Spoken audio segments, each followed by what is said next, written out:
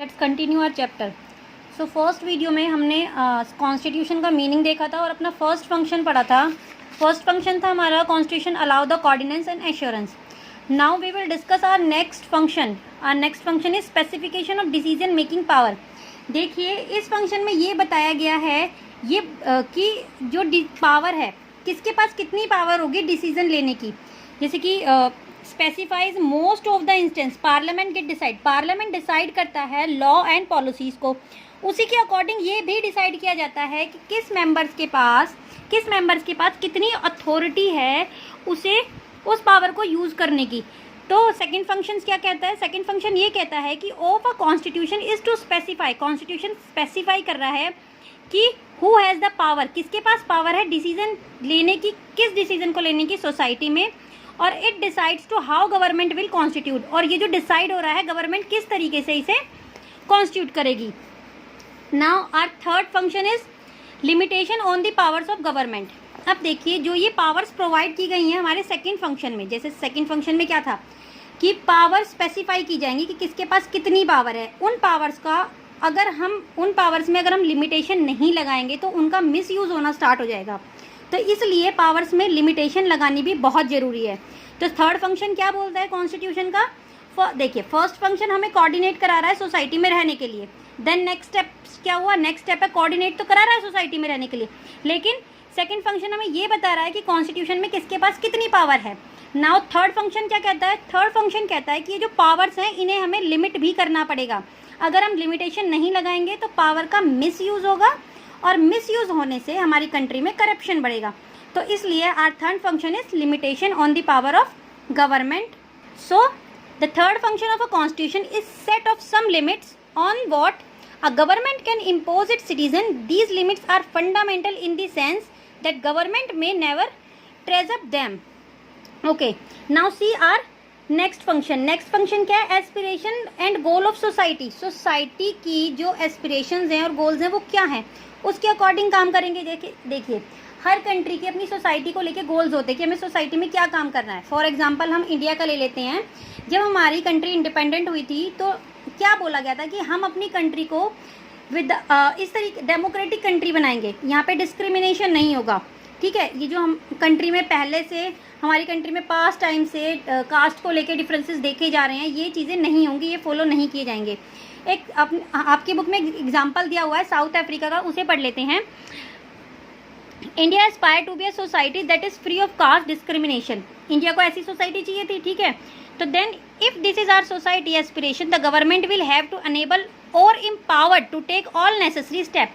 ऐसी सोसाइटी बनाने के लिए गवर्नमेंट को सारे स्टेप्स भी फॉलो कराने पड़ेंगे और वो गोल्स अचीव करने के लिए गोल भी अचीव करने पड़ेंगे। इन अ कंट्री, साउथ अफ्रीका की कंट्री है जिसके अंदर देखा गया है रेशियल डिस्क्रिमिनेशन बहुत ज़्यादा था। तो वहाँ रेशियल डिस्क्रिमिनेशन था, लेकिन अगर हम अपने यहाँ के लिए तो यहाँ कास्टिज्म भी था, उसके अकॉर्डिंग भी डिस्क्रिमिनेशन है, इकोनॉमिक कंडीशन को लेके भी डिस्क्रिमिनेशन है। तो हमें अपनी कंट्री किस तरीके की बनानी है?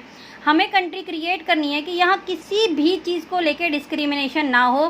Colour, caste, creed, economic condition, gender, without any discrimination, यहाँ सभी सिटीजन जो हैं वो इक्वली ट्रीट किए जाएँ।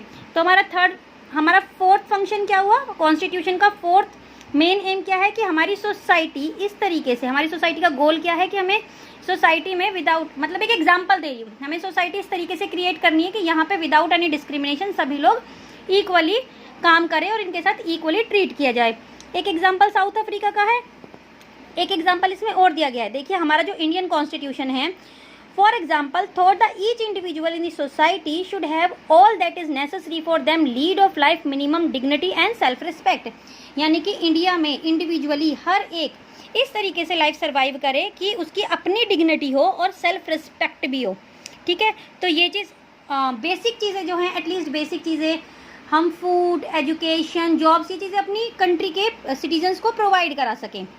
अपनी किसके लिए? अपनी कंट्री के वेलफेयर के लिए। So our fourth function of constitution is to enable the government to fulfill the aspiration of society and create condition for a just society। कि जितने भी गोल्स हैं, एस्पिरेशंस हैं सोसाइटी की, उस नीड को फुलफिल कर सके।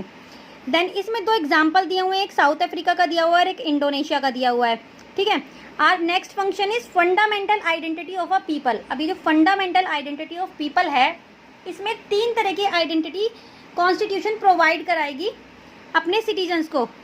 First of all political identity, second moral identity and third is national identity.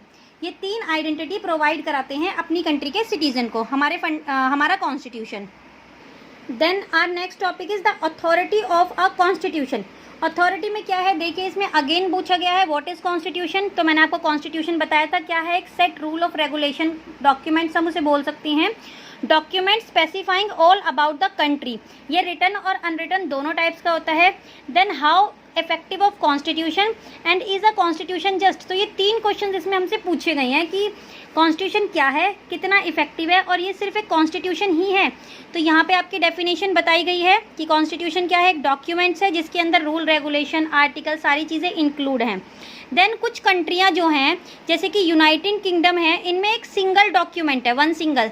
For example हमारी जो कंट्री है इंडिया का सबसे लॉन्गेस्ट कॉन्स्टिट्यूशन है रिटन फॉर्म का, लेकिन बहुत सी कंट्रियाँ ऐसी हैं जिनमें रिटन कॉन्स्टिट्यूशन नहीं है, 1 पेज का सिंगल पेज का भी कॉन्स्टिट्यूशन है। देखिए जैसे यहाँ एग्जाम्पल दिया हुआ है, but some countries the United Kingdom for instance do not have a single document that can be called a constitution. वहाँ कोई मतलब डॉक्यूमेंट नहीं है, अनरिटन कॉन्स्टिट्यूशन है वहाँ पर। तो take document they have to series document and decision that taken a collective or refer to the constitution.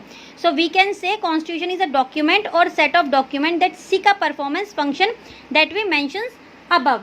तो हम ये बोल सकते हैं कि ये चीज़ कॉन्स्टिट्यूशन है। देन नेक्स्ट है मोड ऑफ प्रोमोगुलेशन। अब ये जो कॉन्स्टिट्यूशन बना है, ये बना किस तरीके से है, क्यों बना, कैसे स्टार्ट हुआ, कैसे वर्क में आया, और इसे कितना टाइम पीरियड लगा बनने में। तो हम अपना इंडिया का लेके चलते हैं। तो the refer is how is constitution come in to begin, किस तरीके से आया, तो किसके पास कितनी अथॉरिटी थी। तो देखिए हमारा जो ये कॉन्स्टिट्यूशन है ये दिसंबर 1946 से स्टार्ट हुआ और नवंबर 1949 तक बन के रेडी हुआ था। तो इसमें अब साउथ अफ्रीका, यूनाइटेड स्टेट और इंडिया, ये जो कॉन्स्टिट्यूशन है ये आज के टाइम तक के सक्सेसफुल कॉन्स्टिट्यूशन है, इन कंट्रियों के जो कॉन्स्टिट्यूशन है। देन कॉन्स्टिट्यूशन के बनने में 2 ईयर्स 11 मंथ और 18 डेज लगे थे। अगर हम ये कैलकुलेशन लगाते हैं दिसंबर 1946 से लेकर नवंबर 1949 तक। देन इसकी हिस्ट्री के बारे में बहुत सारे नेशनलिस्ट मूवमेंट हुए हैं, रिमार्केबल इसकी एबिलिटी रही है, इंडियन सोसाइटी ने मिल के सारे अलग अलग सेक्शंस में अलग अलग काम हुआ है। देन फाइनली इनके ऊपर डिस्कशंस हुए हैं, डिबेट्स हुए हैं, पीपल्स के थ्रू ड्रॉ किया गया है। इसमें सारी कैपेसिटी, नेगोशिएशन, कमांड, सारी चीज़ों को इंक्लूड करके फाइनली एक डॉक्यूमेंट रेडी किया गया, जिसे एंड में ये भी देखा गया कि ये मेरिट्स और डीमेरिट्स कितनी है। जो चीज़ें हमने कॉन्स्टिट्यूशन में इंक्लूड की गई हैं, इसकी मेरिट्स और डीमेरिट्स देखी गई, तो फाइनली इसे बनाया गया कि ये चीज़ें अब हम ये फंक्शंस, ये आर्टिकल्स, ये फंडामेंटल राइट्स, ये डायरेक्टिव प्रिंसिपल्स, ये सारी चीज़ें हम अपने कॉन्स्टिट्यूशन में इंक्लूड करेंगे। Then our next topic is the subsistency provision of a constitution. इसमें क्या है देखिए, allowed permanent majority to oppose the minority group within society would give minority no reason to go to along with the provision of the constitution. अब हमारा जो constitution है, for example हमारा India का जो कॉन्स्टिट्यूशन हम उसे ले लेते हैं, तो वो प्रिजर्व करता है हमारे फ्रीडम्स को, हमारी इक्वालिटी को, सारे मेंबर्स को, सारे सिटीजन्स को, चाहे वो माइनॉरिटी में है या वो मेजॉरिटी में है। और इसीलिए हमारा जो कॉन्स्टिट्यूशन है वो बहुत ज़्यादा सक्सेसफुल है, ठीक है। तो ये सारी चीज़ें इसमें हैं। देन हम अपने नेक्स्ट टॉपिक में पढ़ेंगे बैलेंस्ड इंस्टीट्यूशन डिज़ाइन एंड अपना लेफ्ट चैप्टर। यहाँ पे हमारी चैप्टर का 2nd पार्ट खत्म होता है। Thank you.